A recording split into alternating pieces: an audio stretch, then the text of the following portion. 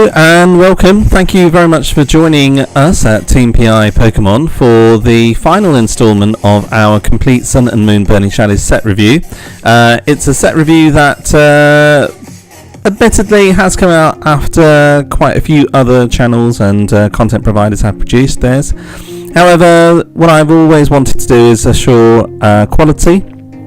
And I've waited until the cards appear on PTCGO so that you can have a really good look as to what the cards actually look like and the flavour text as well. We're going to start with the supporter cards. There aren't that many energy cards that have come out in this set, just the special rare golden border basic energy types that are usually produced in the Sun and Moon now that we're getting used to.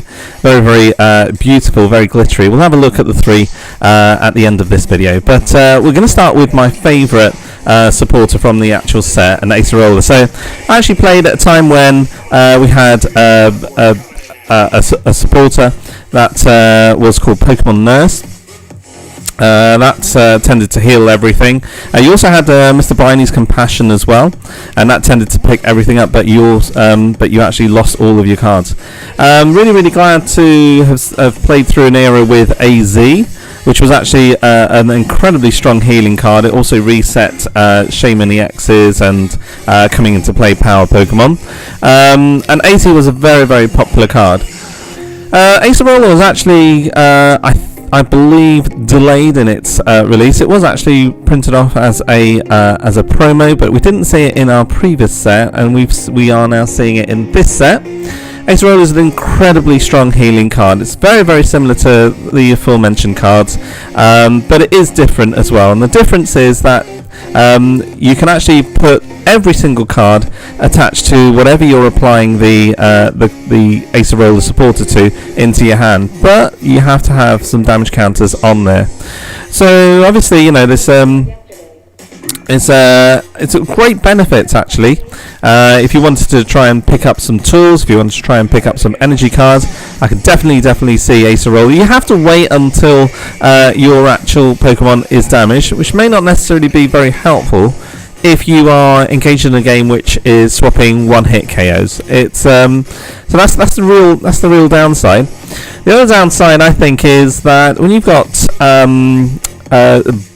damage spreaders, such as the new Tapu Koko promo, it does actually put you in a position when you are actually attacking with that to think, actually, if I do apply damage across all of my opponent's Pokemon, any single one of those Pokemon could actually be Acerola back in hand. Do I really actually want to be in a position where I'm actually doing that? So I think as a user of Tapu Koko, myself, I'd kind of like think, oh no, Acerola's out. I'm not actually going to be including Tapu Koko in my deck.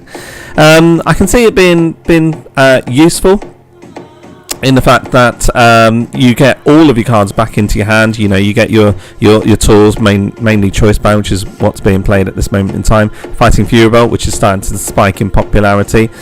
Sometimes maybe, you know, you might have a situation where you might have wanted to have discarded all of the cards applied to it.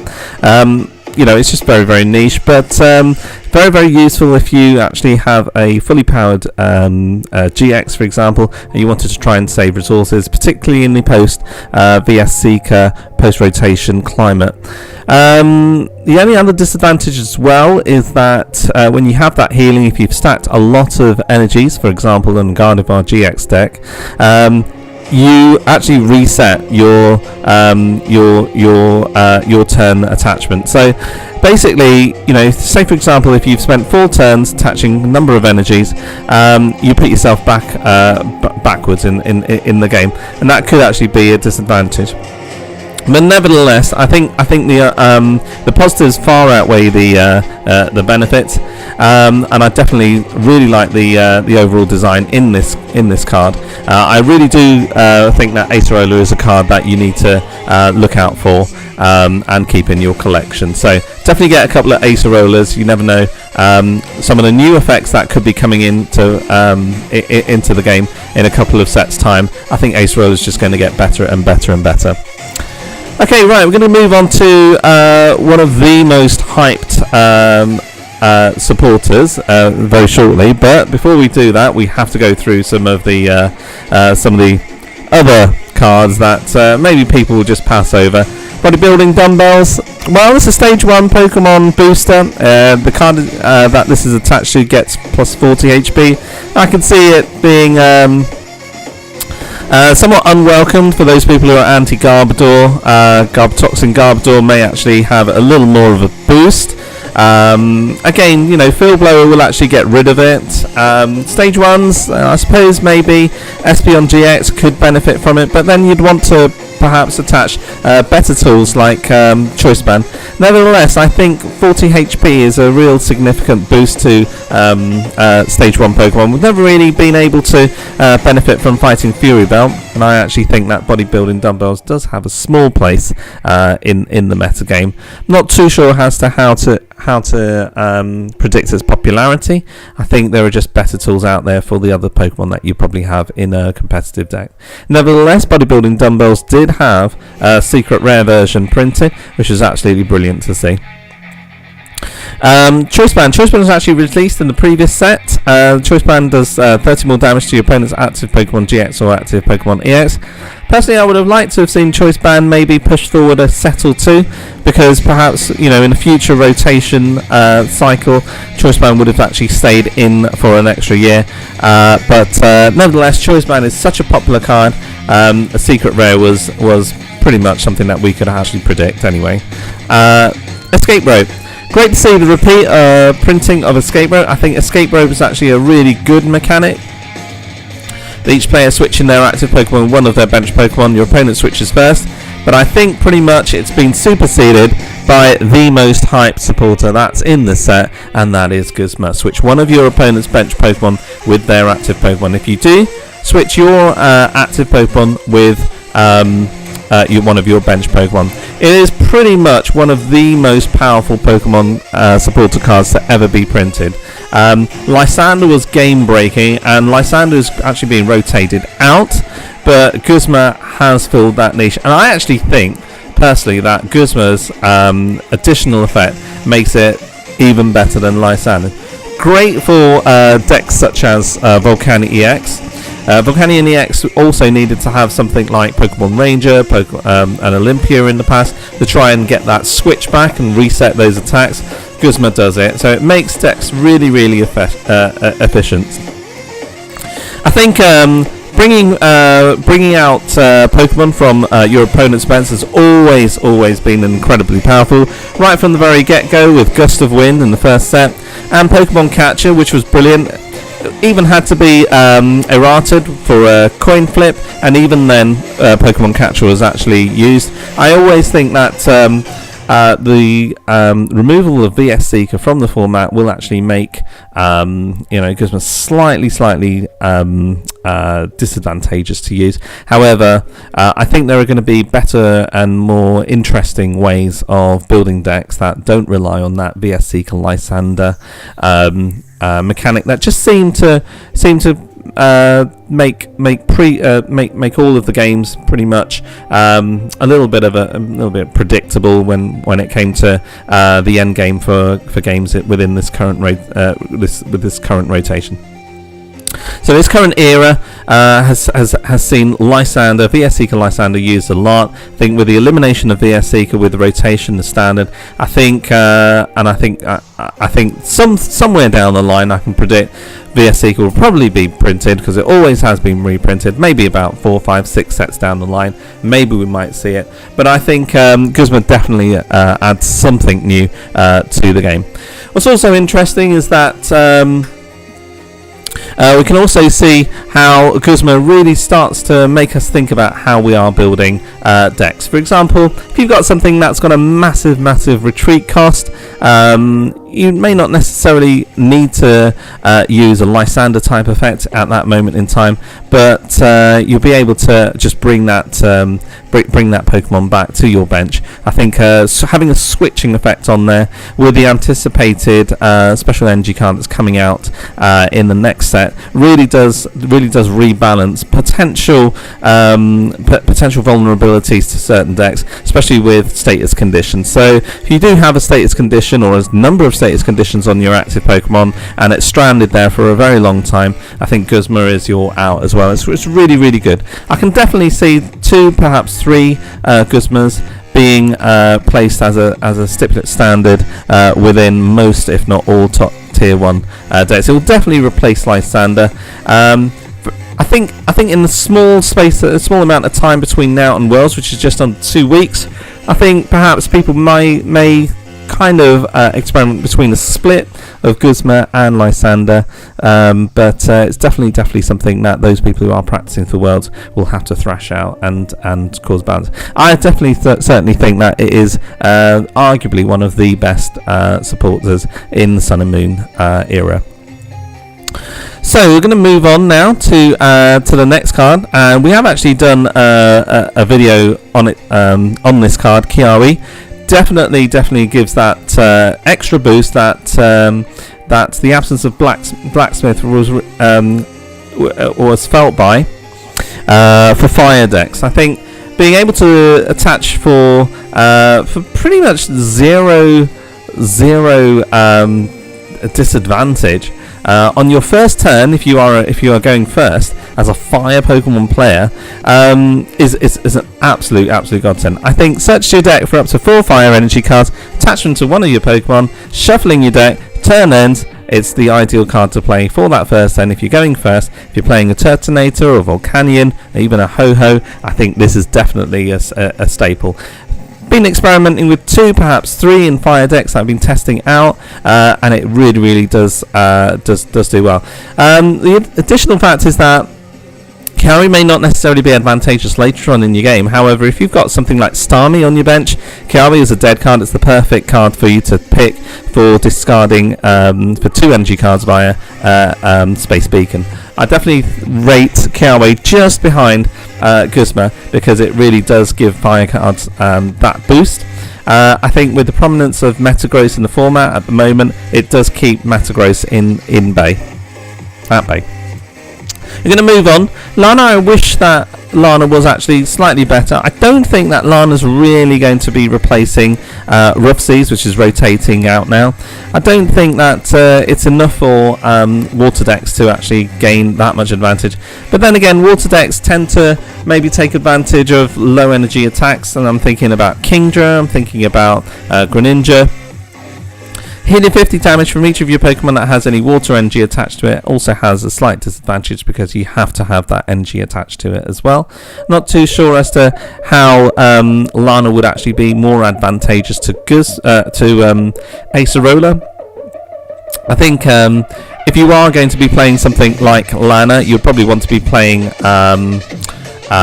maybe one of the other alternative healing cards. Super Potion might be useful because it wouldn't use up your supporter slot. I think if you're generally liking healing cards as well, playing Fairy decks may be your option because Fairy Drop for an item would actually be doing exactly the same thing. Nevertheless, Lana is a supporter and it doesn't actually help your opponent's Garbodor decks to increase their damage output. So Lana may be a neat one-off within your deck. Okay, right, we're going to look at Mount Lanakila. Mount Lanakila, the retreat cost of each basic Pokemon in play, both yours and your opponent's, is colourless Storm. That's quite interesting because it's a slightly toned down version of Team Aqua's hideout. Team Aqua's secret base, Team Aqua's base was something that was released in Double Crisis. Just increased your any Pokemon other than Team Aqua Pokemon by colourless. So the retreat cost was just that little bit harder. Great for poison decks maybe, and with the prominence of basic Pokemon in the format, in the meta, things like Drampa, it could actually be quite harmful. We do have Floatstone in the format at this moment in time, so you'd have to put extra pressure with a couple of field blowers in your deck if you are choosing to play Mount Lanakila. Mount Lanakila, I think, is a good neutral stadium as well, so if you just don't have anything that would be advantageous to your deck, playing a couple of Mount Lanakila to default stadiums of your opponents might actually be a really good play. Multiswitch, well, perhaps Multiswitch will be a little more valuable in the future for future decks, so maybe there'll be another card that's released that takes great advantage of it. But I don't actually see Multiswitch actually being useful at this moment in time. Moving energy from one of your bench Pokemon to your active Pokemon is not necessarily a problem when you actually have careful thought as to where you apply your energy right now. If you like your energy to be moved around, then perhaps start thinking about building a Lunala GX deck where you can actually energy trans all across your field and then follow it up with a max potion.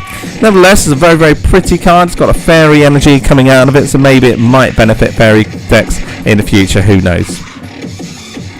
Olivia is our next card. Olivia, search your deck for up to 2 Pokemon GX, reveal them and put them in your hand and shuffle your deck. Brilliant card to have in pre-release. So if you're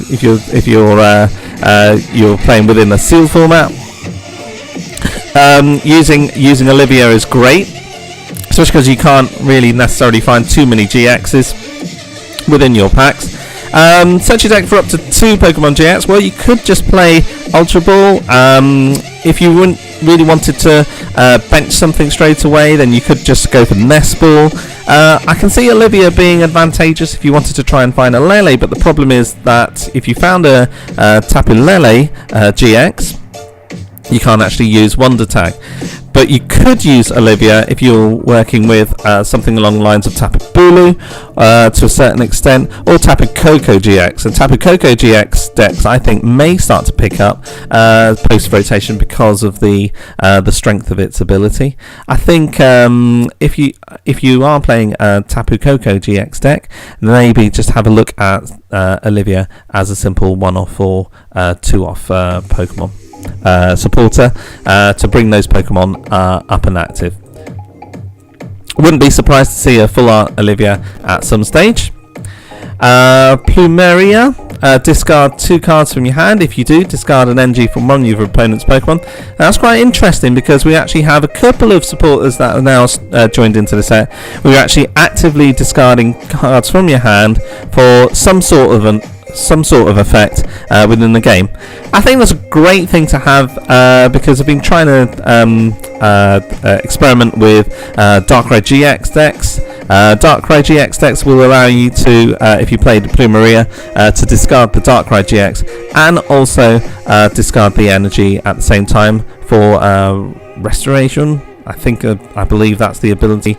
So you would actually just bring your Darkrai GX and your energy on your bench straight away within the turn that you played supporter like Plumeria. Really like to see new mechanics in this game. I think Plumeria will start to pick up in popularity, perhaps even for decks that just decide to rip or manipulate energy positioning. I can see this combining with Team Flare Grunt. I can see this combining with Team Skull Grunt. I think it's just a great extra card to disrupt your opponent. I definitely think that Plumeria has a place in those types of milling and energy denial decks. Poe Town is next. Poe Town, some people have actually suggested that Poe Town is the go-to stadium to have if you're countering strong decks like Gardevoir or even Greninja. Whenever a player plays a Pokemon from their hand to evolve one of their Pokemon, put 3 damage counters on that Pokemon. That's perfect if you have a mainly basic deck, or even a stage 1 which would not necessarily stand at any kind of disadvantage just by having the placement of 3 damage counters on your stage 1. I think it's a really useful stadium to have, so have a couple within your binder to throw in a deck. If you're having problems with Gardevoir, if you're trying to reach those numbers but can't quite reach those numbers, try a couple of Poe Town in there too, maybe 3, and see how far you get with that. Rescue Stretcher was released in the previous Sun and Moon set. Great to see a golden version of it. It's definitely popular. This card will retain its value, so if you have one, definitely keep a hold of it. Choose one of the options, put a Pokemon from your discard pile into your hand, or shuffle 3 Pokemon from your discard pile into your deck. It's great to see that this has now become pretty much a one-off staple in most tier 1 decks. Combined with Super Rod, if you really wanted to recycle your energies, it's a great card to have within the deck. It's great to have. It's got that comeback ability. Rescue Stretcher is definitely a card that if you want to have a competitive deck, keep one slot aside for that, because it can really bring back games. Not quite sure what to make of Rotom Dex. This is a Poke Finder mode version. Look at the top 4 cards of your deck and put them back in any order, or shuffle them into your deck. To be honest, if you really wanted to do something like that, I would just go for Puzzle of Time, which allows you to look at the top 3. And if you actually had 2 Puzzle of Time, you could then look at your discard pile and get any 2 cards from your discard pile and place them into your hand, especially with the rotation of VSC, because some people are looking towards the option of maybe playing 4 Puzzle of Time, to try and get supporters back in the hand, or maybe even just 2 Puzzle of Time to bring back certain key supporters within a drawing type engine. I don't think Rotom Dex really is something that you should really be worried about in the meta. I don't think it's going to have that much of an effect. Trying to look at the card, maybe some of the illustrators have left something as a hint as to what this would be useful for. Looks like some kind of grass or forest, but not entirely sure. Maybe it could add a little extra boost to an artillery draw, but other than that, it's something that the jury's out on. Next we have Sitacle, or Sophocles, or Sophocles. Who knows when it's pronounced? Sophocles is what I resort to.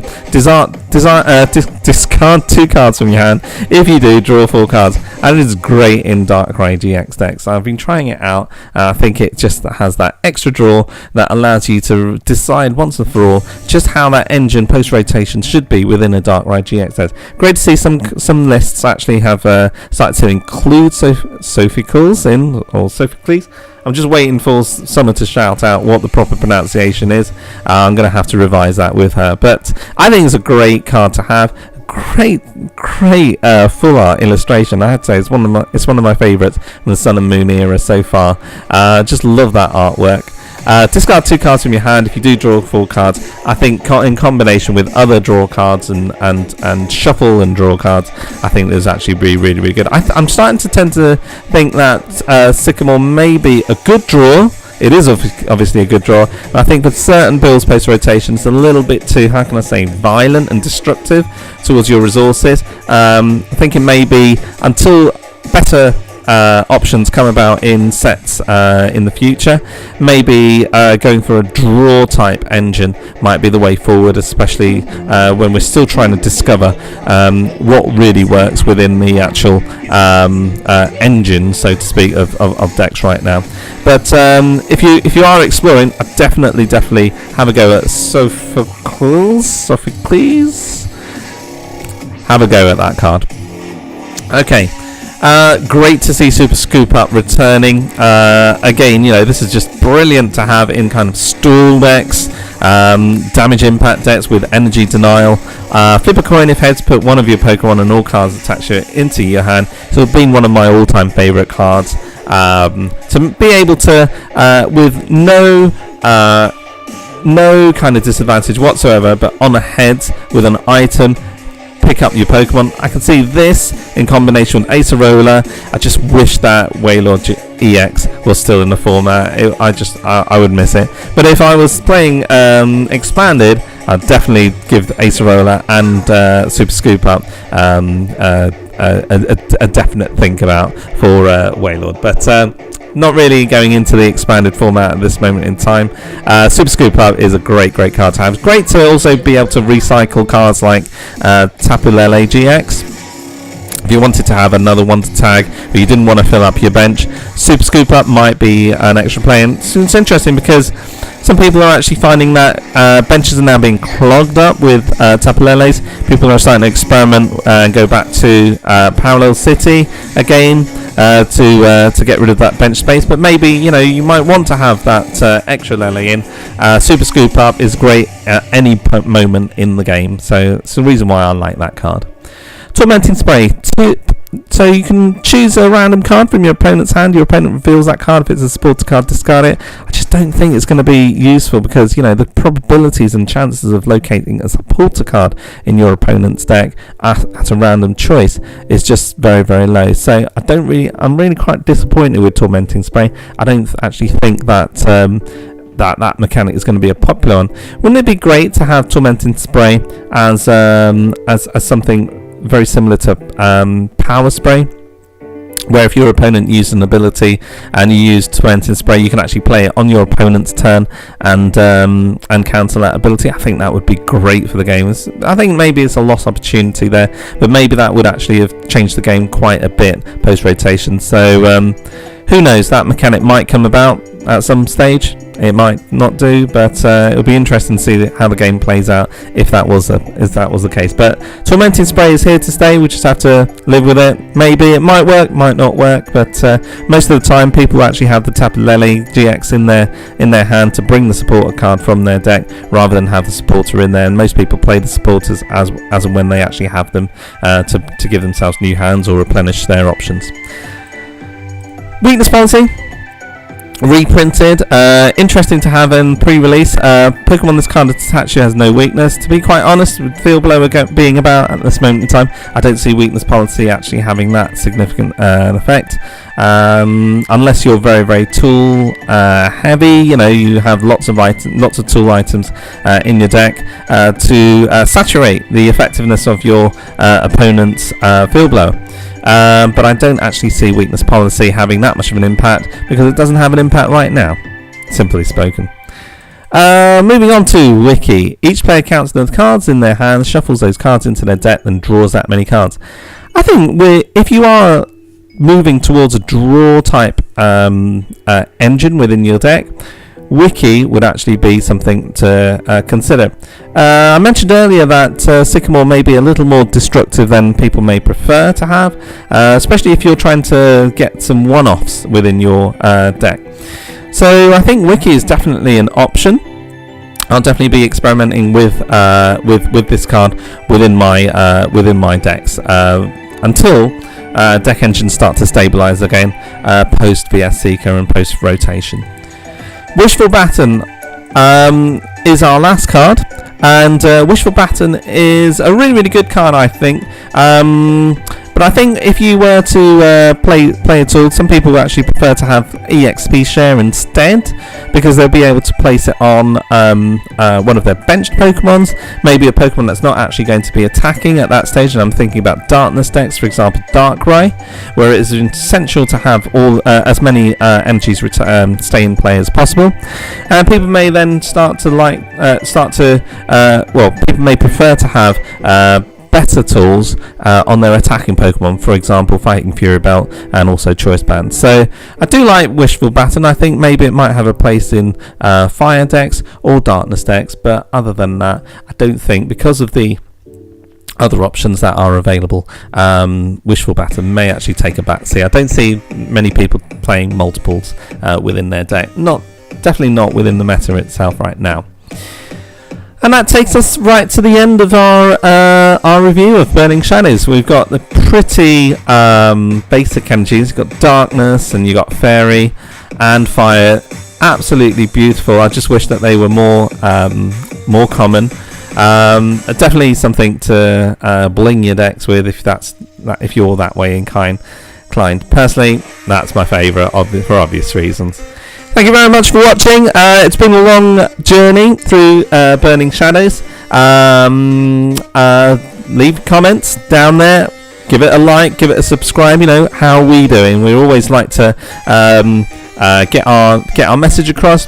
And remember, what we want to try and do at Team PI Pokemon is give people of all abilities, just that little bit of extra help and support, and share and impart the knowledge that we actually have from years and years of experience of playing the Pokemon TCG. Please subscribe to us. It really does make a difference. You know, the more subscribers that we have, the more that we can actually output, and the further our messages and our help and support can actually travel. Really do appreciate any shares, and positive, constructive comments are always welcome. Thank you very much for joining us for today. Do hope to see you soon on the channel. Take care for yourselves. Have a great time playing Pokemon.